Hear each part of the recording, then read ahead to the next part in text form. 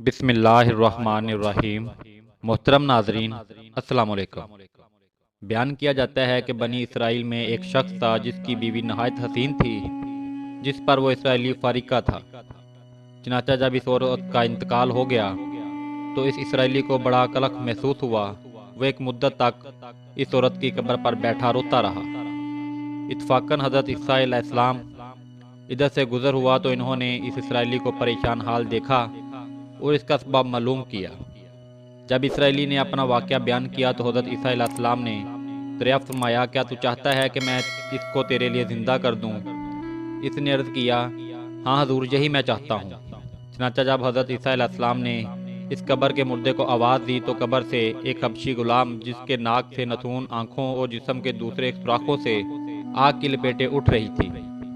हज़रत ईसा अलैहिस्सलाम को देखते ही गुलाम ने कलमा पढ़ा।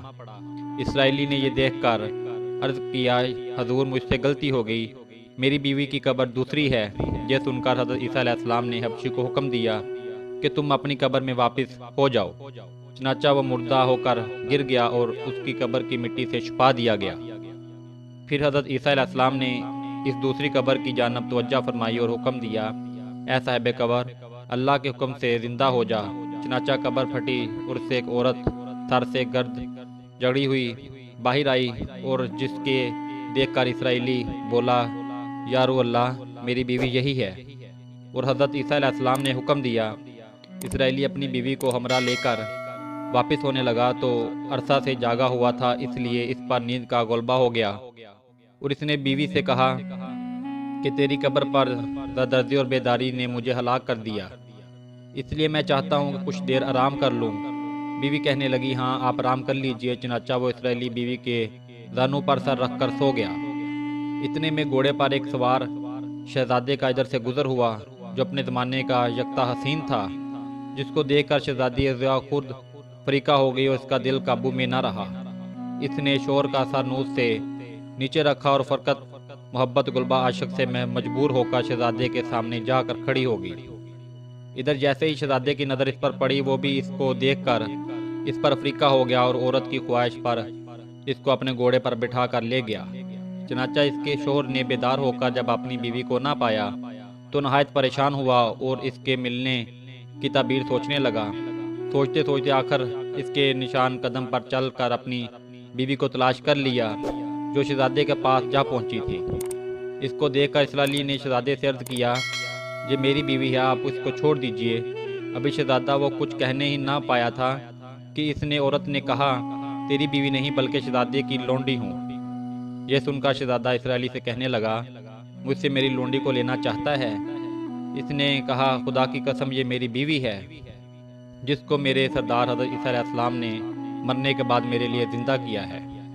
अभी ये गुफ्तगू हो रही थी कि इत्फाकन हज़रत ईसा अलैहिस्सलाम भी वहाँ तशरीफ़ ले आए, जिनको देखकर इसराइली कहने लगा, या अल्लाह, क्या ये मेरी बीवी नहीं जिसको आपने मेरे लिए ज़िंदा किया?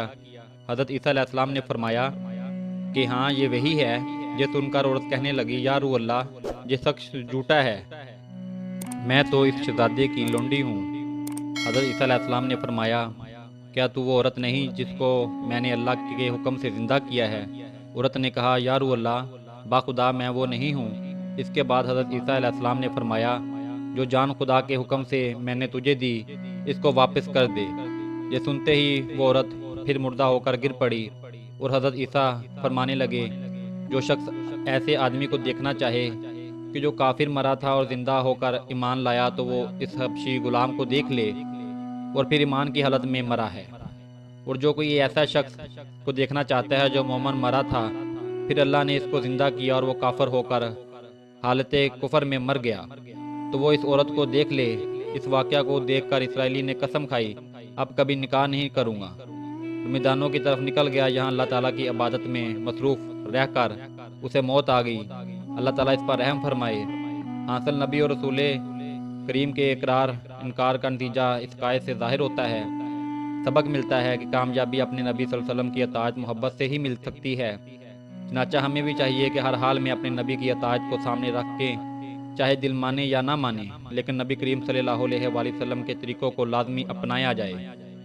अल्लाह ताला इस वाक़े से सबक हासिल करके अमल करने की तौफीक अता फरमाए।